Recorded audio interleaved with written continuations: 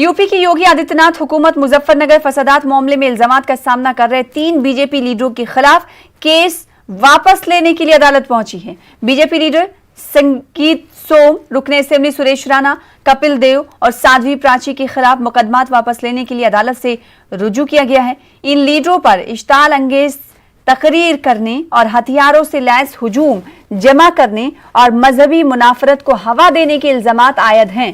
सरकारी वकील राजीव शर्मा ने जानकारी दी है कि केस को वापस लेने के लिए हुकूमत की जानिब से मुजफ्फरनगर की एडीजे अदालत में अर्जी दाखिल की गई है। कोर्ट ने फिलहाल इस पर सुनवाई नहीं की है। ख्याल रहे कि 2013 में मुजफ्फरनगर फिरका वाराना फसादात में 63 से ज्यादा अफराद मारे गए थे और हजारों बेघर हुए थे। मुजफ्फरनगर में हुए दंगे के संबंध में एक मामला थाना सिखेड़ा पर पंजीकृत करा गया था, जिसमें हमारे जनप्रतिनिधि श्री संजीव बालियान, श्री भारतेंदु जी, श्री कपिल देव अग्रवाल, श्री सुरेश राणा जी, इनके विरुद्ध माननीय न्यायालय में चार्जशीट दाखिल की गई थी। यह मामला वर्तमान में कोर्ट नंबर 5 में पेंडिंग है, जिसमें शासन स्तर से मुकदमा वापस लेने की कार्रवाई की गई है।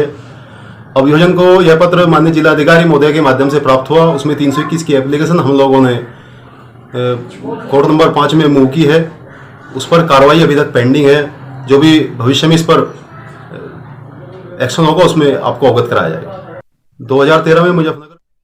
इस बीच बीजेपी लीडर चंद्रमोहन साहब हमारे दरमियान है। आपका इस्तकबाल करते हैं, वक्त देने के लिए शुक्रिया। वो फसादात चंद्रमोहन साहब जिसकी तस्वीर सबने देखी थी, डरा देने वाली तस्वीर, और अब बीजेपी की तरफ से ये कहा जा रहा है कि जिन पर इल्जाम है उनके खिलाफ जो एक्शन लेने के लिए और जो मामला चल रहा है उसे वापस ले लिया जाए। देखिए, जिस तरीके से मुजफ्फरनगर में दंगा हुआ था वो पूरी तरीके से तात्कालिक अखिलेश सरकार का फेलियर था और अखिलेश सरकार के द्वारा प्रेरित वो दंगा था जो खेत की मेड़ तक पहुंचा था। और लगातार किसानों के विरोध में गौरव सचिन 2 भाइयों की हत्या हुई, हत्यारों पर कार्रवाई न करना, और उस समय के जो वहाँ के उत्तर प्रदेश सरकार अखिलेश सरकार के प्रभारी मंत्री थे उनकी भूमिका, तो अभियुक्तों के साथ में भेदभाव करना। तो भारतीय जनता पार्टी ने उस पूरे मामले में गौरव सचिन को न्याय मिले और नहीं, लेकिन चंद्रमोहन साहब ये तो अदालत का काम है। जिन पे इल्जाम है वो तो अदालत तय करेगी ना कि वो मुल्जिम है या कसूरवार नहीं है। सना जी इसीलिए हमारे सुरेश राणा जी जो हमारे मंत्री हैं अभी इस समय, उन पर एनएसए लगाया गया था और कोर्ट ने उस एनएसए को हटाने का काम किया। तो कोर्ट ने तो वहां पर देखा था किस तरीके से टिप्पणियां की थी उस समय अखिलेश यादव सरकार पर। तो लगातार अखिलेश यादव सरकार की जो हरदर्मिता थी, जो वोट बैंक की पॉलिटिक्स थी, उसके कारण ये सारा विषाक्त हुआ। ठीक है, अब सारे तथ्यों समाजवादी पार्टी की वजह से ये हुआ, लेकिन सवाल ये उठता है कि जो अफराद मुल्जिम बनाए गए, अगर आप उनकी पैरवी करते हैं तो ये मैसेज आप क्या देना चाह रहे हैं जनता के बीच? नहीं, हमारा तो एकदम मैसेज एकदम साफ है। हम तो अमन चैन चाहते हैं, शांति चाहते हैं, विकास चाहते हैं। आज पूरे पश्चिम उत्तर प्रदेश में जब से एक भी दंगा नहीं हुआ है, जब से माननीय मुख्यमंत्री योगी आदित्यनाथ जी बने हैं, तो आज उत्तर प्रदेश में अमन चैन कायम है, इसकी गारंटी है।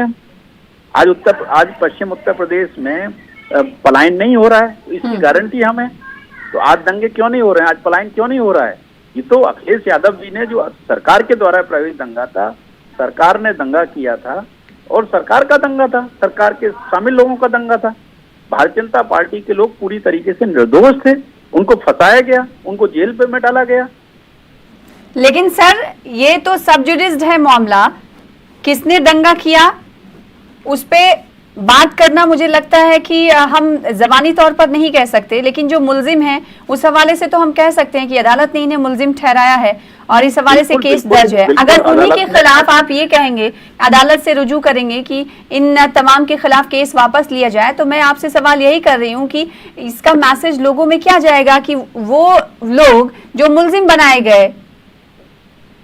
ऐसा है कि पूरी तरीके से भारतीय जनता पार्टी का कानून में विश्वास है और हम कानून का सम्मान करते हैं। कानून सम्मत ही सारी चीजें हो रही हैं और होंगी। ठीक है, बेहद शुक्रिया चंद्रमोहन साहब हमारे साथ जुड़ने के लिए और अपना मौक़िफ़ रखने के लिए। फिलहाल आगे बढ़ लेते हैं।